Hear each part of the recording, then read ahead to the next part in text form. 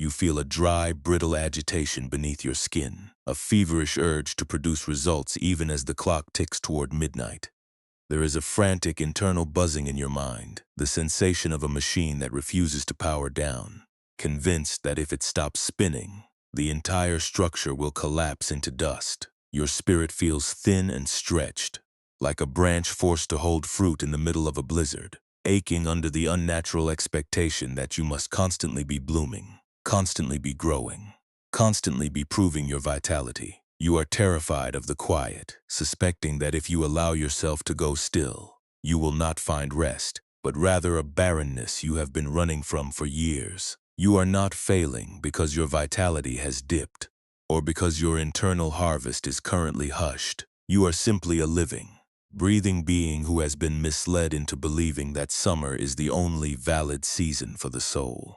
We will not be attempting to spark any growth tonight. We will not be trying to force your mind to bud or your spirit to yield fruit. You do not need to demonstrate your worth through production, and you are welcome to simply allow the frost to settle over your worries, knowing that beneath the surface, you are being held in a state of perfectly natural, necessary preservation. Perhaps you have felt this specific kind of exhaustion, where the act of stopping feels like a surrender to decay. You might have tried to fuel your mind with constant activity, to prune away your fatigue with rigid schedules, or to panic when your motivation began to wither. But here is the secret of the winter orchard. A tree does not become worthless when it loses its leaves, it becomes wise. It stops wasting its life force on the exposed branches, and instead moves its entire strength down into the deep protected heart of the roots. Your stillness is not an end. It is the very foundation of your next arrival. Right now, if it feels right, notice how your body is holding on to the heat of the day, a lingering, buzzing intensity in your muscles and your breath. You are trying to stand tall and exposed, acting as if you are still in the warmth of the sun. Even though the night has arrived, you are trying to protect your vitality by keeping it out in the open, vulnerable to the wind of your own overthinking. But what if the fatigue is not an enemy? What if the exhaustion is simply the call to retract your energy, to pull your awareness away from the surface and bring it home to the quiet, dark, and perfectly safe center of your own being? Imagine you are standing in an ancient apple orchard under a wide, ink-dark sky, where the air is so crisp it feels like cold crystal against your face. The trees around you are gnarled, dark silhouettes against the starlight, their branches etched with a fine, silver filigree of frost. There is no urgency here, no fruit to be picked, and no harvest that requires your attention before morning. The scent of pine resin and sleeping earth hangs in the air, a clean, sharp fragrance that clears the mind of its debris. You are not on a deadline tonight. You are not being asked to demonstrate your productivity or your potential. You are simply a tree that has permission to fold its energy away, leaving the branches to the winter and the core to the peace. The ground is firm and protected beneath a blanket of pristine snow, a layer of white that muffles the noise of the world. You do not need to look for buds. You do not need to prove that you are alive by being busy. The orchard does not require you to justify your dormancy, and it does not demand that you explain why you have stopped reaching for the sun. You are invited to drop the tools of your performance, to let your limbs go heavy, and to allow the frost to settle naturally over the parts of you that have been fighting for so long. You are the tree, and the earth is kind, and the cold is exactly what you need to move through the dark. You have spent your years thinking that you must be in a perpetual state of blossoming. You have tried to be so vibrant, so productive, and so determined to show your leaves, that you have forgotten the relief of being a thing that sleeps. But tonight, consider the profound security of letting the branches go bare. If you are dormant, you are not disappearing. You are gathering. If you are quiet, you are not failing. You are preserving. If you are brittle, you are simply signaling that the time for softness has ended, and the time for deep, underground protection has finally arrived. And that is a wisdom that no blossom could ever contain. Everything you are holding on to can be set down in the snow. The worries about whether you are falling behind, the anxieties about the coming spring, the frantic need to demonstrate your value by fighting the natural cycle. All of it is just extra weight you have been hauling for too long. Feel how much lighter you become when you stop trying to keep the green leaves visible in the middle of the ice. You are not losing your identity. You are gaining the freedom to be whatever the winter requires you to be. You are the sap, you are the roots, and you are the vast, cool quiet that is finally, truly carrying you through the night. There is no pressure to solve the mystery of your future before the sun returns. The orchard will still be there if you choose to wake, and the roots will still be there if you choose to observe. But for these hours, you are officially and completely exempt from the labor of being a producer. You do not need to be a sign of success. You only need to be the person who rests in the middle of the cycle. Feel the tension in your arms, your back, and your forehead beginning to drain away, sliding off your skin like excess ice being shed into the earth. You are coming home to the rhythm, the frost, and the simple relief of finally being unanchored from the branch. If your mind reaches out to define your potential, to assert your growth, or to worry about the frost you cannot see, just breathe into that thought and watch it crystallize and drift away like a snowflake. It has no depth, it has no heat. It is just a shape on the surface of your awareness. And like all shapes, it will soon find its way into the stillness. You are not a harvest that requires a market to be worthy. You are a presence that is already unfolding, perfectly and naturally, exactly as the sap unfolds into the roots in the middle of the deep freeze. The earth is waiting for you. The center is stable and ready for your arrival. Every breath you take is a moment of becoming more grounded, a gentle abandonment of your exposed branches, until you are nothing but a soft breathing and deeply peaceful presence in the dark. You are not holding on to any goal, and no goal is holding on to you. You are becoming the quietest thing in the world. You are becoming the orchard itself. You are finding that when you stop trying to bloom in the snow, you are perfectly, brilliantly free to be the root. And in that root, you have finally found the place where you are allowed to sleep, in a region where the winters are long and the hills remain locked in ice. For half the year, there lived a master orchard keeper who was known for the size and sweetness of his fruit. He was an elderly man, his skin as creased as the bark of the apple trees he tended, and he moved through the rows with a slow, deliberate grace that seemed out of step with the hurried pace of the nearby villages. Beside his modest cabin, he kept a collection of old, weathered pruning knives, each one worn down to a smooth, dark luster by decades of use. He did not treat his orchard as a factory for yield, but as a living, breathing companion that required his presence far more than it required his interference. One late autumn, a young man from the capital arrived at the orchard.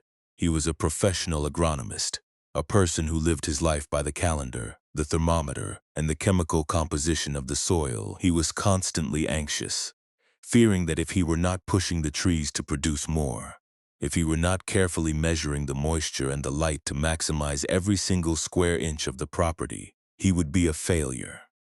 He walked the rows with a clipboard, his eyes darting from branch to branch, looking for any sign of stagnation or dormancy, which he interpreted as a defect. He kept a modern, sharpened steel blade in his belt, which he used to cut away any branch that didn't immediately show signs of vigorous, active growth. The master keeper watched the youth with a quiet, observant gaze as he mended a wooden fence near the gate. He saw the way the young man would wince at the sight of a tree that had already shed its leaves, the way he would rush to wrap the trunk in protective, synthetic cloth to keep it from sleeping. He was obsessed with the idea that winter was a threat, a period of wasted potential that needed to be mitigated through constant, aggressive management. He was, in truth, terrified of the silence of the trees, for he saw in that silence a reflection of his own fear, that if he were not performing, if he were not actively demonstrating his utility, he would become irrelevant and forgotten by the world that demanded constant, visible progress. The master keeper walked over to the young man, who was currently frantic because an entire section of the orchard had gone into an early, deep dormancy. The youth was holding his sharp steel knife, his knuckles white, his breath coming in shallow, panicked gulps as he looked for a way to stimulate the trees. The keeper did not tell him to stop. Instead, he simply reached into his own tunic and pulled out one of his old hand-turned wooden pruning knives. It was not a tool for cutting, but a tool for touching, and he handed it to the young man. He asked the youth to use that dull, wooden blade to gently scrape the frost from a single sleeping twig of an apple tree. The young man was confused. He expected a lesson in technique, a formula for accelerating the development of the wood, or a critique of his management style. He looked at the wooden knife, then at the gnarled branch, and he began to move with a hesitant, rhythmic motion. He scraped away the thin, brittle layer of ice, and as he did, he felt the cool, dormant life waiting patiently beneath the bark. The master keeper asked him if he could feel the pulse of the tree. The young man stopped. He stood in the absolute silence of the orchard, the snow beginning to fall in large, soft flakes around them, and he realized that the tree was not dying. It was simply turning inward, gathering its energy into the roots, preparing for the long, necessary dark. A sudden, jarring shift happened in the young man's mind. He had spent his entire life believing that he was a separate agent, a force that had to impose itself upon the world to create value. He looked at his own steel knife lying in the snow, and he realized it had been a barrier between him and the life he was supposed to be tending. He had been so busy forcing the trees to reveal their strength that he had never noticed they were already strong, that their strength was rooted in the very period of inactivity he had been trying to prevent. He didn't say a word. He just stood there, holding the wooden knife, his eyes filling with the tears that felt like the thawing of a long frozen season. He was not transformed into a saint, and he didn't instantly lose his desire for progress. But he stopped pushing. He sat down on a stone near the base of the sleeping tree and felt the stillness of the orchard flow into his own limbs. The fear of being barren, the terror of not producing, the anxiety that he was falling behind. It all began to feel like a thin, brittle shell that was finally starting to crack under the weight of the winter sky. He watched the master keeper walk away, back to his cabin, and he didn't feel the need to follow him. He didn't feel the need to plan the next day. He just sat, breathing in the cold air, feeling the profound, quiet safety of the earth that was holding him exactly as it held the trees. He stayed there until the stars began to poke through the thinning clouds. He realized that the orchard was a place of deep, essential work, even in the middle of the winter. The work was not in the doing, but in the being. The work was in the waiting. The work was in the trust that the season would turn when it was time, and that he did not have to pull the sun down from the sky to make it happen. He felt his own mind softening, the rigid patterns of his thinking relaxing like a leaf uncurling in the spring. Though here, in the middle of the ice, it was the softness of a soul that had finally learned how to hibernate. He reached out and touched the trunk of the tree with his bare hand, ignoring the bite of the frost. He wasn't testing it. He wasn't assessing it. He was just being a living thing, touching another living thing in the middle of the vast, indifferent, and beautiful winter. The shame of his inactivity, the guilt of his rest, it was all dissolving into the snow. He felt a sense of belonging that was not based on what he did, but on the simple fact that he existed. He was a branch, he was a root, he was a moment of winter, in the life of a cycle that was far larger than his own ambition. He stood up slowly, his body stiff from the cold, but his spirit finally limber. He left his steel knife where it lay, half buried in the white drifts, and he walked toward the keeper's cabin, his pace matching the rhythmic, unhurried gait of the older man. He didn't look back at the orchard. He didn't need to check on it. He knew it was exactly where it needed to be. He was finally learning the wisdom of the dormancy, the sacred, necessary art of pulling the sap away from the branch and returning it to the center. He was finding that the center was not a place of emptiness, but a place of incredible, hidden, and profound potential. He knocked on the cabin door, not as an apprentice seeking a secret, but as a person who was finally ready to be a student of the silence. The keeper opened the door, a faint smile on his face, and gestured toward the hearth where a small, steady fire was burning. The youth sat down, watched the embers, and felt the warmth of the wood. He realized that the fire was also a form of the tree's energy, once vibrant and active, now stored and released in a different, quieter way. Everything was a cycle. Everything was an expression of the same, deep, underground vitality. His breathing slowed until he could barely hear it. The rhythm of his heart matched the crackle of the wood, a steady, pulsing beat that was the very foundation of his life. He was not worried about the morning. He was not concerned about the harvest. He was simply existing. a part of the fire, a part of the orchard, and a part of the silence that governed the stars. He was finally, truly, in the middle of his own winter, and for the first time in his life, he knew that the dormancy was not a failure. It was the deepest, most necessary victory of all. He was home, he was resting, and the winter was the softest blanket he had ever known. The young agronomist in the orchard did not suffer because the winter arrived. He suffered because he insisted that the trees should be acting like it was mid-July. You likely recognize this internal friction in the quiet hours of your own life, in the way you treat your own energy as a finite resource that must be constantly defended against the inevitable cooling of the seasons. You have taught your mind to view the natural decline of your momentum not as a phase, but as a dangerous vulnerability. When you feel the urge to pull inward, to be less productive, or to simply stop the frantic pacing of your daily life, you interpret this as a personal defeat. You treat your exhaustion as a weed that needs to be hacked away with a sharp steel blade. This obsession with constant visible growth is the heavy, frozen weight of the pruning knife you carry in your own mind. When you experience a moment of stillness, or when your enthusiasm for a project wanes, you do not see it as a natural, rhythmic necessity. You see it as a lack of discipline. You begin to pile on layers of self-critique, insisting that your internal weather should always be a sunny, productive harvest. This secondary layer of pain, the nagging shame of your rest, the frantic need to justify your existence through labor, the fear that being quiet makes you hollow, is the ice you are trying to chip away with a dull, ineffective tool. It is the debris of your resistance, sitting heavily on the surface of your awareness, preventing the life-giving warmth of the deep roots from reaching your conscious heart.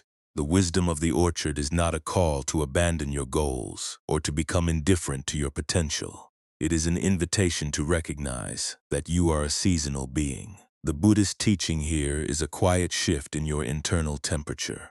You are asked to stop acting like the master who demands that the orchard remain in bloom regardless of the snow, and instead become the keeper who understands the value of the frost. You are not losing your capacity for joy or your drive for meaning. When you allow yourself to enter a state of dormancy, you are gaining the capacity to survive the longest, coldest nights. For the tree that pulls its strength into the earth is the only tree that actually survives the blizzard to bloom again. You do not need to become cold, unfeeling, or inactive. You can still hold your intentions, you can still envision your future, and you can still harbor a hope for your next season. The practice is not about removing your capacity to act.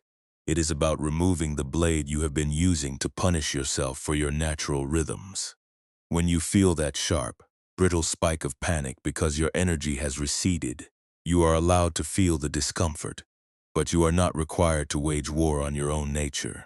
You can acknowledge that your season has turned, and you can let the quiet move through you like the frost that settles on the limbs. It does not have to be a permanent, barren state of decay. Suffering often lives in the gap between what you think you should be producing and what your internal reality is actually capable of providing.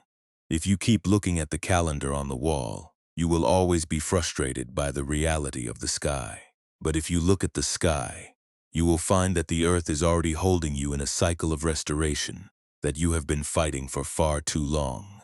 The peace you seek is not found by forcing a blossom out of a frozen branch. It is found in the moments where you finally, courageously, decide to put down the steel knife and allow the sap to move back into the roots. You are a much better gardener when you stop trying to be the machine. Think of your resistance as the habit of someone who is trying to push the winter clouds away so they can keep picking fruit. You think the winter is the problem, so you throw your energy into the struggle of fighting the cold. You become tired, you become brittle, and you become prone to breaking under the weight of the very ice you are trying to deny.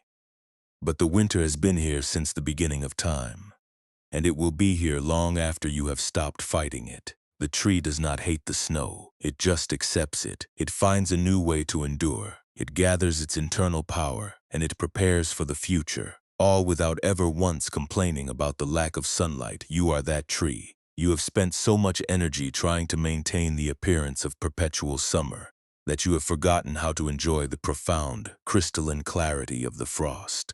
The truth is that your life is not a straight, unending harvest. It is a complex, beautiful, and necessary sequence of cycles, of growth and of return, of reaching out and of pulling in. When you can embrace this, the exhaustion of trying to stay perpetually bright simply vanishes. You do not need to be a constant, visible success to be vital. You are a living, breathing part of the cycle, and the cycle is moving, and the moving is the meaning. As you lie here, feel how your sense of identity is becoming more liquid, more spacious, and more aligned with the natural motion of the earth. You are not separate from the orchard. You are not separate from the cycle of the season. You are the space where the life is held. When you let go of the need to be a constant architect of your own growth, you find that the room expands. The darkness becomes a sanctuary rather than a void, and your breath feels more like the pulse of the earth itself. You are finally allowed to be bare, to be silent, to be patient, and to merge with the quiet, dark pools of your own deep potential. This is the hidden secret of the wood. When you no longer need to be the authority of the bloom, you are finally free to hold the life. You are the deep earthen space that welcomes the cold. You are the silent root that holds the memory of the fruit. You are the bark that protects the core. You are the branch that is finally at peace with the weight of the snow. Because you are the whole, you have nothing to fear, nothing to force, and nothing to justify. There is a natural, inherent grace in this realization. It is the grace of the root as it drinks the moisture from the soil, and the grace of the tree as it feels the turn of the wind. It is not a distant, unreachable goal. It is right here, beneath your breath, beneath your skin, and beneath the thoughts that are finally beginning to settle like calm water. You are not a person who is failing to produce. You are a consciousness that has already arrived at the only place that matters, the place where the need to be the master gardener ceases and the rest begins. Take a moment now to feel the truth of this in your own bones. Feel the sensation of letting go, not just as an idea, but as a physical, visceral release. You are not clutching the steel knife anymore. You are not trying to force the blossom to emerge from the ice. You are allowed to be porous, to be open, to be quiet, and to merge with the quiet, dark silence of the orchard. You are not becoming less. You are becoming everything. You are being reclaimed by the silence of the night, and you are finally, truly, perfectly at home in your own dormant space.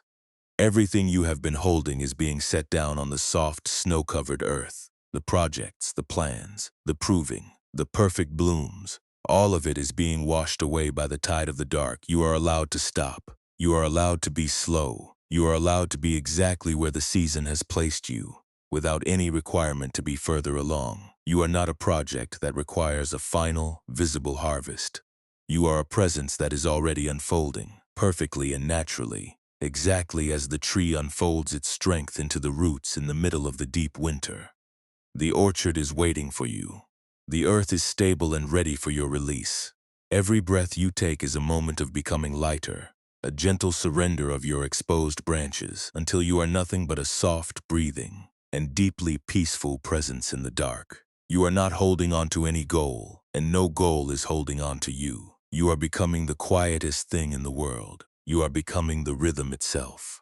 You are finding that when you stop trying to dictate the season, you are perfectly, brilliantly free to be the cycle, and in that cycle, you have finally found the place where you are allowed to sleep. Find a way to settle your frame against the surface beneath you, not to align it with precision, but to let the bones lose their tension, as if you are a branch, finding its balance in the absolute stillness of a windless night.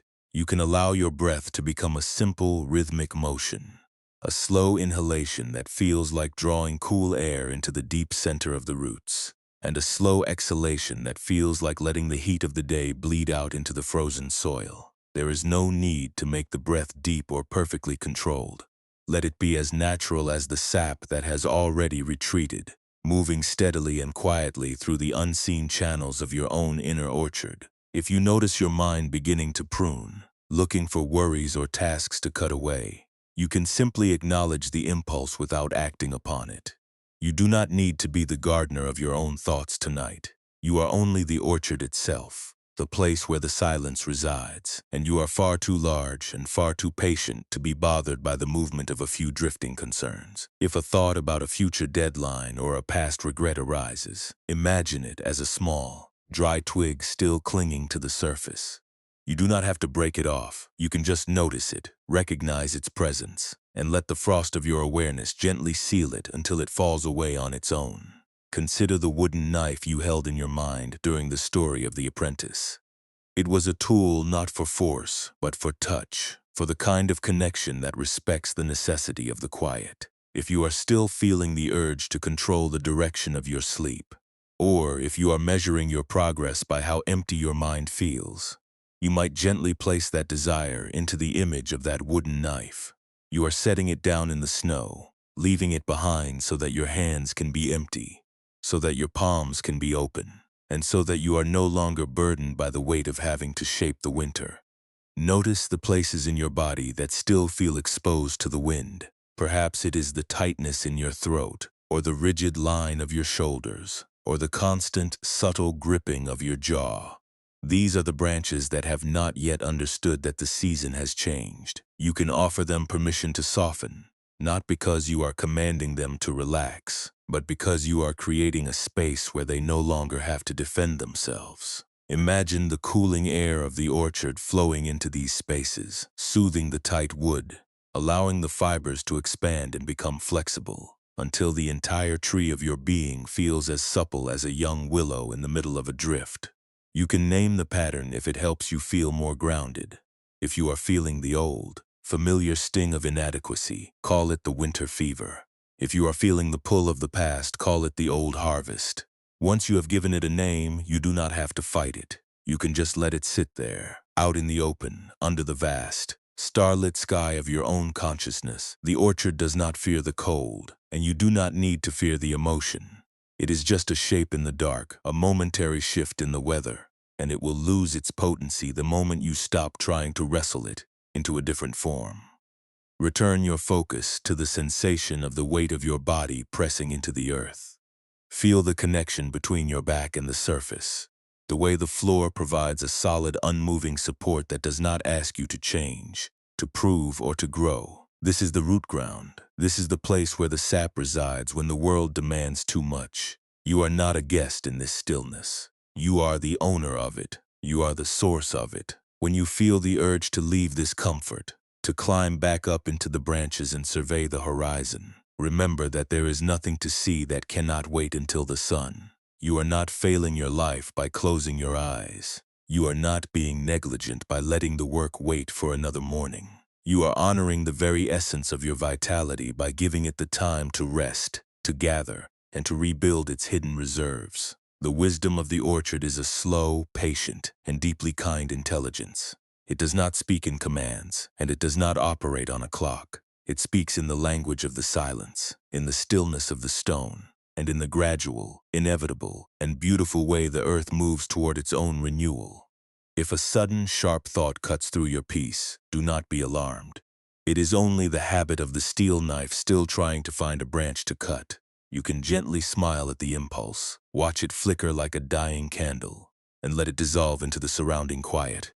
You are becoming very, very good at this, not by learning a new skill, but by remembering how to release an old, heavy burden. You are becoming a master of the non-doing, a guardian of the essential, and a quiet witness to the simple, holy act of being alive in the dark. Take a few more breaths, slow and steady, like the slow, hidden growth of the roots in the middle of February. You do not need to reach for any specific feeling, and you do not need to attain a state of perfect emptiness. If you are tired, let yourself be tired. If you are quiet, let yourself be quiet. If you are simply here, that is more than enough. You are resting in the heart of the orchard, and the orchard is resting in the heart of the night. And there is no distance between you and the deep, abiding safety of the world. The image of the orchard is deepening, the trees becoming darker and more solid, the snow becoming a softer, more protective blanket that surrounds your entire existence. You are merging with the landscape, the cold air and the warm earth becoming a single seamless reality. There is no line where you end and the orchard begins. You are the frost, you are the bark, you are the sleeping bud, and you are the vast, quiet potential that waits beneath the white. Everything is settled. Everything is patient. Everything is exactly as the winter intended it to be. You are permitted to stop solving the puzzles of your life tonight. The answers will still be there in the spring, or they will fade away as unnecessary. And either way is a relief. You are not losing your mind. You are finding your peace. You are not forgetting your purpose. You are discovering the depth that makes your purpose possible. You are moving into a space that is so vast, so quiet, and so inherently kind that you could stay here for 1,000 years without ever needing to justify your stay. Let the last of the effort of maintaining your presence in the world drift away. You are no longer the one who has to carry the map, nor are you the one who has to hold the lantern. The orchard is lit by the starlight, and the path is guided by the season, and you are finally truly in the center of your own necessary rest. The cold is not biting anymore. It is a crisp, clean, and invigorating presence that confirms you are safe. You are the orchard. You are the winter. You are the rest. And in this place of quiet, you are finally, profoundly free. Years later, when the young man had grown into an elder of the orchard himself, a fierce and sudden drought settled over the province. The trees were thin, their bark parched and brittle, and the village council grew anxious, demanding that the irrigation ditches be deepened and that the roots be flooded with whatever water remained in the mountain springs. They were afraid that a single season of low yield would mean the end of their livelihood, and they looked to the orchard elder to lead the charge. He was a man who understood the rhythm of the seasons, but he was also a man who still felt the ghost of his old frantic anxiety whenever he saw the earth cracking. He felt the familiar pull of the desire to fight, to force, and to intervene with the same steel-edged intensity he had once relied upon in his youth. One evening he sat in his small wooden hut, the air thick with the dust of the dry season, and he stared at a small, unglazed clay jar that sat on his table. It was an object he had kept for decades, a remnant from his time with his first teacher. It was filled with nothing but dry, dormant seeds gathered from the trees during the coldest winter he had ever known. He felt a deep, piercing sorrow for the orchard, a sense that he was somehow failing his duty by not doing more to save the trees from the heat. He wanted to go out and dig, to carry buckets of water until his own heart gave out, but he felt a strange, new hesitation in his chest. He stopped. He closed his eyes and breathed, listening to the dry rustle of the wind outside, and he allowed himself to feel the full, painful weight of his helplessness. He realized then that his urge to act was not born out of love for the trees, but out of fear of his own powerlessness. He was terrified that if the orchard failed, he would be forced to confront a version of himself that was not an achiever, not a protector, and not a provider. He opened the clay jar and poured the seeds onto the table. They were small, hard, and seemingly lifeless, yet he knew they contained the entire memory of the forest. He sat with them for a long time, not trying to plant them, not trying to measure them, and not trying to predict their future. He simply witnessed their existence in the middle of the drought. He realized that the trees were not looking to him to be a savior. They were simply doing what they had always done, which was to pull their energy inward and wait, enduring the heat with the same patience they used to endure the ice. A neighbor came to his door, a young woman who was also worried, and she asked him why he was sitting in the dark with a jar of dead seeds. She was pacing, her hands shaking, and she demanded to know why he was not out in the fields, working to secure the water for the coming month. He did not defend himself, and he did not offer a grand philosophical answer. He simply invited her to sit down and look at the seeds. He asked her to hold one in her palm. It was tiny, quiet, and completely unresponsive to her anxiety. He told her that he was not being lazy, and he was not being indifferent, but he was choosing not to add the weight of his own panic to the already difficult conditions. He said that the trees were suffering enough, and they did not need his frantic energy to make their hardship heavier. She looked at him with confusion, then with frustration. But as she sat there in the quiet of the hut, her own breathing began to sync with the stillness of the room.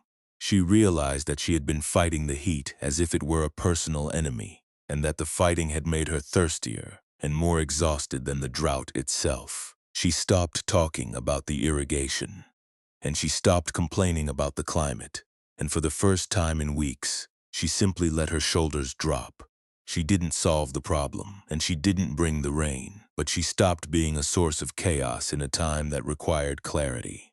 The elder reached out and took her hand, a simple, compassionate gesture of connection that acknowledged their shared vulnerability, without trying to bridge the gap with false promises. He understood now that his suffering was not caused by the drought, but by the story he told himself about the drought. He had been creating a second, invisible drought in his own mind, a dry, barren landscape of regret and duty that was far more painful than the lack of water. By choosing to sit with the seeds, by choosing to stop the habit of treating every fear as an immediate emergency, he was practicing a new kind of stewardship. He was tending to his own spirit so that he could be a presence of peace rather than a mirror of panic. He was not ignoring the reality, but he was refusing to be broken by it. He took the clay jar back to the window, placed it on the sill, and looked out at the orchard. The trees were silhouettes against the dusty orange sunset. They were not thriving, and they were not blooming, but they were still present. They were still rooted. They were still holding their ground. He realized that he was the same. He was not thriving by his old standards, but he was present. He was rooted, and he was holding his ground. He turned back to his guest, who had fallen into a light, exhausted sleep on his bench, and he covered her with a thin, woven blanket. He didn't think about his legacy or his standing in the village. He just focused on the simple, immediate task of making sure his neighbor was warm. It was a small, quiet act of discipline. He didn't change the weather, but he changed the way he lived within it. He stopped viewing his existence as a series of crises to be managed, and started viewing it as a life to be inhabited. He realized that the most difficult part of suffering is the way we cling to the idea that we should be able to stop it. By letting go of that demand, he found a profound, unshakable safety that the drought could not touch. He was not happy in the way the village wanted him to be happy, but he was peaceful in a way that the village could not comprehend. He watched the stars appear in the gaps between the clouds. They were distant, cool, and utterly indifferent to the struggle below. And for the first time, this did not make him feel small. It made him feel connected to the vast, unfolding mystery of which the drought, the orchard, and his own life were just temporary, shifting patterns. He was the drought, he was the tree, and he was the silence that witnessed them both. He felt a deep, abiding gratitude for the heat, for it had burned away the last of his delusions about his own control. He was empty, he was dry, and he was perfectly, entirely himself. He went to the door of his hut and looked out one last time before resting. The orchard was quiet, a landscape of endurance, and he felt a kinship with every gnarled, thirsty branch. He was not trying to fix them anymore, he was just being with them. He was a guardian of the dormancy, a keeper of the quiet, and a student of the long, slow, and necessary endurance of the heart. He felt the heat finally begin to fade as the night deepened, and he realized that the drought, like the ice, was just another season in the life of the spirit. He felt no need to reach out to the next season, and no need to mourn the loss of the last. He was simply existing in the present, a single clear point of awareness in the middle of a vast breathing night. His heart slowed, his thoughts thinned, and he felt the familiar, comfortable weight of the earth pulling him down toward rest. He was not a hero, and he was not a sage, but he was a person who had learned to breathe through the heat without losing his own internal coolness. He walked back to his bed, lay down, and felt the cool air of the night on his skin. He did not try to clear his mind, and he did not try to force any spiritual state. He just let the events of the day dissolve into the dark, one by one, like seeds falling into the soil, hidden, dormant, and perfectly safe for the duration of the sleep. He was done. He was finally truly and completely done. The reason you have felt so burdened by your own mind is because you are treating your consciousness like a poorly managed orchard that requires constant, frantic maintenance. You believe that your thoughts are the harvest, and that if the harvest is sparse, or if the trees look brittle, you must be the one responsible for the failure. You have spent years attempting to prune your own personality, cutting away the parts of yourself that feel tired, unproductive, or uncertain, under the mistaken impression that this is how you become a person of value. Every time you judge yourself for needing rest, you are essentially trying to saw off a branch in the middle of winter. believing that if you can just make the tree look like it is ready for spring, you will be safe from the judgment of the world. But this is the root of your exhaustion. You are not protecting your potential. You are exhausting the very life force that is supposed to be holding you through the cold. Think of your resistance as a layer of thick, heavy clay that you have plastered over the trunk of your inner tree. You did this to protect yourself from the wind, to ensure that no one could see that you were dormant, that you were struggling, or that you had stopped performing. But this clay has hardened. It is now constricting your movement, preventing the natural flow of your own life energy, and making it impossible for you to breathe with the cycle of the season. You fear that if you crack this clay, if you let your vulnerability show, you will be seen as empty, as useless, or as broken. Yet, the truth is that the clay is what makes you feel heavy. The clay is what makes you feel brittle. The clay is the extra weight you have been adding to your pain, turning a simple seasonal dip into a lifelong grinding conflict. Pain is inevitable, for the winter will arrive regardless of your efforts. You will experience losses. You will feel the fatigue of the long haul, and you will encounter seasons where your energy seems to evaporate. This is the simple reality of being alive. But the suffering, the frantic, tearing, agitated suffering, is something you are building yourself. It is the secondary layer of panic, the way you replay your perceived failures in your mind like a film strip that never breaks. The way you rehearse the future so you can preemptively manage any potential disappointment. You are not just living the winter. You are living the winter, plus the fear of the winter, plus the shame of the winter, plus the exhausting effort of trying to convince yourself that it is actually summer. This is why you feel so worn down. You are doing the work of 2 lifetimes. You are living your own life, and you are also managing the performance of that life for an audience that does not even exist. You need approval, you need certainty, and you need to fix the self through the mechanism of shame. All because you have convinced yourself that if you are not in bloom, you are nothing. But the Buddhist insight, simple and profound, is that you are not the performance. You are the tree. You are the deep, quiet, and resilient thing that remains when the leaves have fallen and the fruit has been gathered. When you stop trying to fix the self, you find that the self was never broken. It was just tired. It was just waiting for you to stop the management and start the resting. The fear of uncertainty is just the fear of the dark. You are afraid that if you cannot see the future, you will lose your way. But the orchard does not need to see the future to be the orchard. The roots know exactly where they are. They know how to draw from the hidden deep sources of water that exist beneath the frost.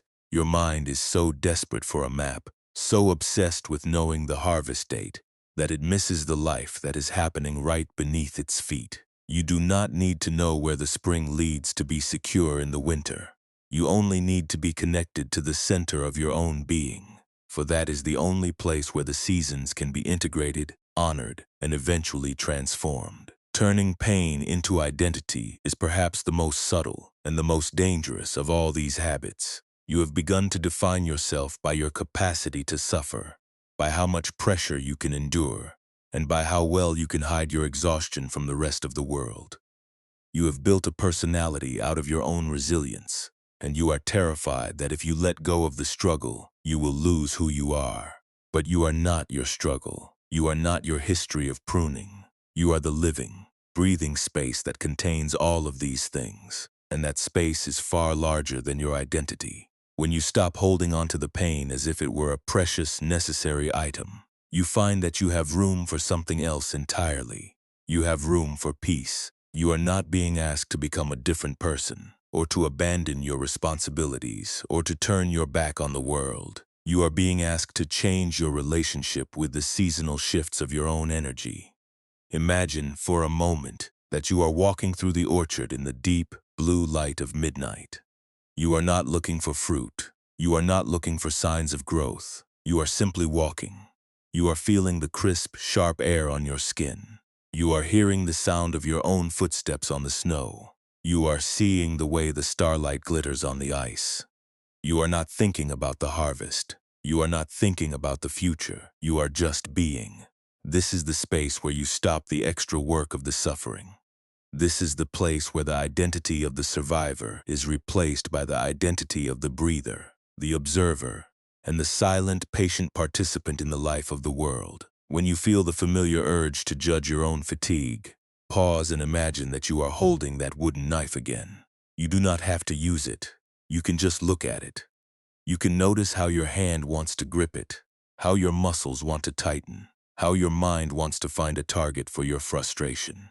Just noticing this is enough. You do not have to conquer the urge. You do not have to analyze it. You do not have to get rid of it. You just have to be aware of it, like a gardener noticing a frost-covered branch. And then, in the absolute quiet of your own awareness, you can simply let the urge be.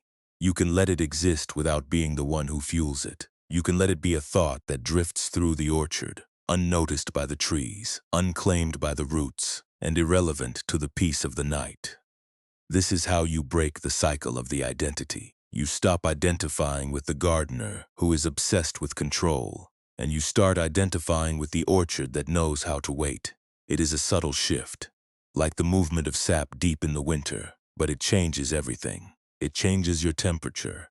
It changes your clarity. It changes your relationship to the world. You are no longer the one who is fighting the elements, and you are no longer the one who is suffering. Because the elements are what they are. You are the one who is integrated with them, the one who is protected by the silence, and the one who is finally, truly allowed to be at home in the middle of your own winter. The fear of losing control is not a reflection of reality, but a reflection of your own outdated need to be the authority of your existence. But you are not the authority of the seasons. You are the beneficiary of them. You are the one who is held, the one who is nourished, and the one who is transformed by the very forces you have been trying to manipulate. If you stop trying to manage your own growth, you will not disappear. You will just begin to grow in a way that is true to your nature, rather than a way that is true to your anxieties. You will begin to grow into yourself, and that is a harvest that cannot be measured, that cannot be stolen, and that will never, ever fade away. Feel the truth of this. Feel the weight of the clay you have been carrying, finally beginning to crumble off your branches. You are lighter than you have ever been, not because you have lost anything, but because you have finally stopped hauling the heavy, frozen stone of your own expectations. You are free to be bare. You are free to be quiet. You are free to be slow. You are free to let the world turn, the night settle, and the earth breathe, without needing to be the one who ensures it happens. You are finally, perfectly, and completely allowed to be the winter itself. When you are sitting in the late hours of the evening, watching your phone screen light up with the notification of a message you have been dreading, or perhaps desperately hoping for, you are standing in the orchard with your steel knife drawn. You are trying to prune the outcome before the tree has even had the chance to bear its fruit. The anxiety that spikes in your chest is just the heat of that desire. The burning need to know, to manage, and to secure a result in that moment. You can choose to put the knife down. You can acknowledge that you are waiting, that the waiting is a difficult, cold, and uncomfortable experience. But you do not need to cut the air or sharpen your focus on the outcome. You can just let the phone sit there, a dark, silent object on the table, and allow yourself to exist in the space of not knowing, which is the only space where real, honest life can actually take root. If you find yourself lying awake at 3 in the morning, replaying a conversation from the previous day, where you said something you wish you could prune away, you are simply walking the rows of your orchard in the dark, trying to cut the past. You are trying to reach back and sever a branch that has already dropped its leaves, laboring under the delusion that if you can just carve the memory into a different shape, the shame will vanish. But the memory is already etched into the wood. The only way to move past the regret is to acknowledge it, to feel the sting of the mistake, and then to allow it to be buried under the blanket of the present. You do not have to be okay, and you do not have to pretend that you are perfect, but you can stop the endless circular motion of recutting the same wound. You can choose to be the orchard that stands in the snow, flawed and gnarled, but alive. When the world around you seems to be moving at the pace of mid-July, while you feel like you are firmly in the middle of a deep and quiet February, you might be tempted to compare yourself to others. You see them budding, You see them producing, and you wonder why your branches are still bare and brittle. This is the moment to remember the orchard. Not every tree reaches its peak at the same time. Not every life follows the same calendar of success. Your feeling of being behind is just a thought, a thin, icy layer on the surface of your perception, and it has no authority over the reality of your roots. You are not failing the race because you are not in a race. You are part of a rhythm that is vast and long, and the fact that you are resting when everyone else is blooming is not a defect. It is the sign that you are doing the essential, underground work that will ensure you do not snap when the winds of the future begin to blow. Trying to control a relationship or trying to manage the way another person perceives your value is like trying to force a blossom to open by pulling on the petals with your fingers. You are trying to manifest a connection that has not yet had the chance to naturally emerge. The tightness you feel in your grip is the measure of your lack of trust in the season. You can care for someone without clutching them. You can show love without trying to dictate the timing of their return or their affection. When you feel the need to check for reassurance, to test the soil, or to force a response, stop and take a single slow breath. Feel the cold air. Feel your own stability. You are allowed to care deeply, and you are allowed to be vulnerable, but you are not required to do the work of the other person. You can let the relationship be what it is, a living, changing, and seasonal thing that does not require your constant manic intervention to be true. There is a deep, heavy guilt that often settles over those who try to rest, while their minds are still buzzing with the list of things they believe they must earn. You think you need to be productive to be worthy of the sleep, as if the orchard had to provide a harvest before it was allowed to be covered in snow. This guilt is just another tool of the gardener who has forgotten the purpose of the winter.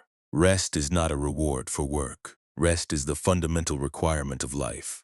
You are not earning your stay on this earth by being useful. You are already here, you are already part of the cycle, and the cycle demands that you stop. You can allow yourself to be still, to be slow, and to be unproductive, and you do not need to provide a reason or a justification for it to be valid. When you are out in the world, smiling at strangers or colleagues while feeling a heavy, dark stillness deep inside your chest, you are living the life of the secret orchard. You are holding the winter within you while the rest of the world demands the green. This is a brave and often difficult way to live, but you do not need to hide it from yourself. You can acknowledge your own heaviness without trying to fix it or hide it. You can be the person who is quiet in the middle of the noise, who is slow in the middle of the hurry, and who is winter in the middle of the summer. You are not a disappointment for feeling this way. You are a person who is deeply connected to the reality of the season. Choose to be a student of your own internal weather. When you feel a surge of panic, recognize it as a sudden, sharp, and fleeting wind. Do not try to block it. Do not try to outrun it. Just recognize that it is moving through the trees, that it has no power to uproot the foundation, and that it will pass as surely as the clouds pass over the mountain. Choose to be the one who observes the thought rather than the one who obeys it. When your mind tells you that you are not enough, that you are missing out, or that you are falling behind, you can simply nod at the thought, recognize it as a piece of old, brittle bark, and watch it drift away on the breeze of your own calm breathing. You are not being asked to change your life overnight, nor are you being asked to reach a place of permanent, unshakable peace. You are only being asked to stop the extra, unnecessary labor of fighting the season. You are being asked to trust that you are held, that the cycle is real, and that the quiet has a wisdom of its own. You are being asked to be the keeper of the orchard, not because you need to fix the trees, but because you are the only one who can truly appreciate the beauty of the dormancy. When you find yourself gripping the knife, or fighting the cold, or mourning the harvest, remember that you are the gardener of the heart, and your work is to protect the potential, not to force the bloom. Everything you have been trying to achieve can wait until the light is right. Everything you have been fearing can be left to the mercy of the winter. Everything you have been trying to prove can be set down on the frozen earth, and you will find that the earth does not weigh it, nor does it judge you for the load you have finally dropped. You are ready for the deep, dark, and beautiful silence of the night. You are ready to close the doors of the orchard, to let the fire in the hearth burn low, and to settle into the deep and lasting peace of the root. You are ready to be, simply and perfectly, the one who knows how to wait. The orchard is finally exhaling. All the frantic energy of the day, the sharp edges of your ambition, and the iron-willed grip of your constant management are dissolving into the vast blue dark. There is no longer a need to hold your spine in a line of perfect, artificial readiness. You can let your shoulders soften, let your hands uncurl, and allow your bones to sink deep into the cool, forgiving embrace of the earth. The weight that you have been carrying is not a burden you must protect, but a layer of soil that is now nourishing the very roots of your existence. You are not a machine that needs to be fueled. You are a living, breathing cycle that is finally allowed to turn back toward its own center. Feel the rhythm of the night settling into the fibers of your body. The air that moves in through your nostrils is crisp and clean, tasting of dormant wood and distant sleeping stars. It travels all the way down, passing through the heated tunnels of your chest into the deep, quiet, and expansive chambers of your belly. Your breath is becoming a slow, rhythmic tide that does not need your permission to flow. It is rising and falling with the same inevitable grace that moves the sap of the trees back into the dark, hidden ground. You are not thinking about the tomorrow that waits beyond the horizon, and you are not ruminating on the yesterday that has already shed its leaves. You are here in the present, a place of profound and absolute safety. Notice how the surface beneath you feels more substantial than before. It is not just a floor or a bed.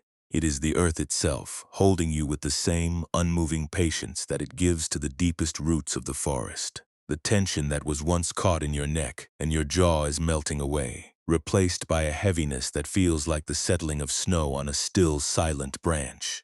You are not trying to be alert. You are not trying to maintain a state of focus. You are allowed to let the edges of your awareness blur until you are no longer a person in a room, but a presence in the landscape.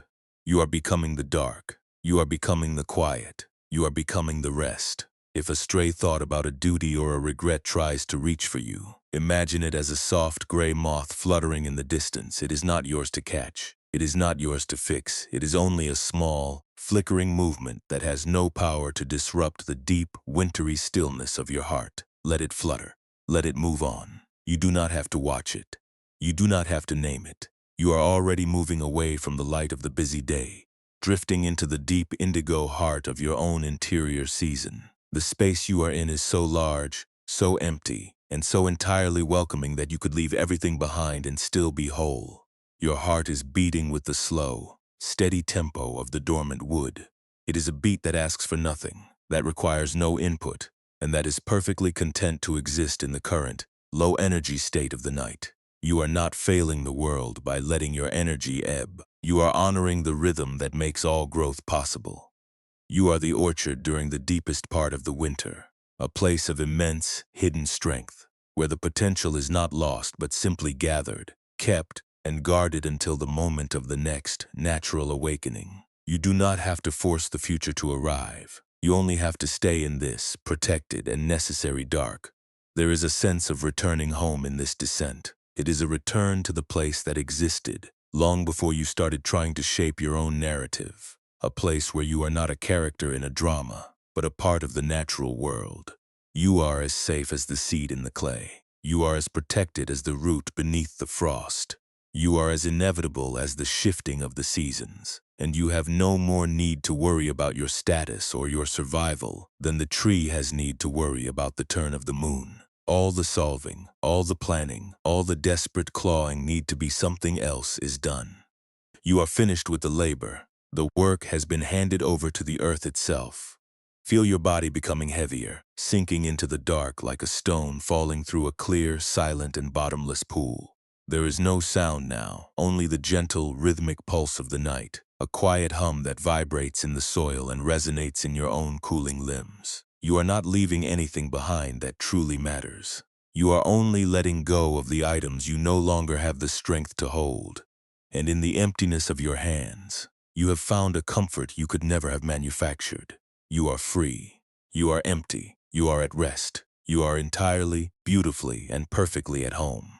The cold is not a threat. It is a blanket of crystal, a layer of protection that seals you away from the demands of the day. You are tucked into the very core of your own experience, where the world cannot reach you, and where the expectations of others cannot touch the silence of your mind.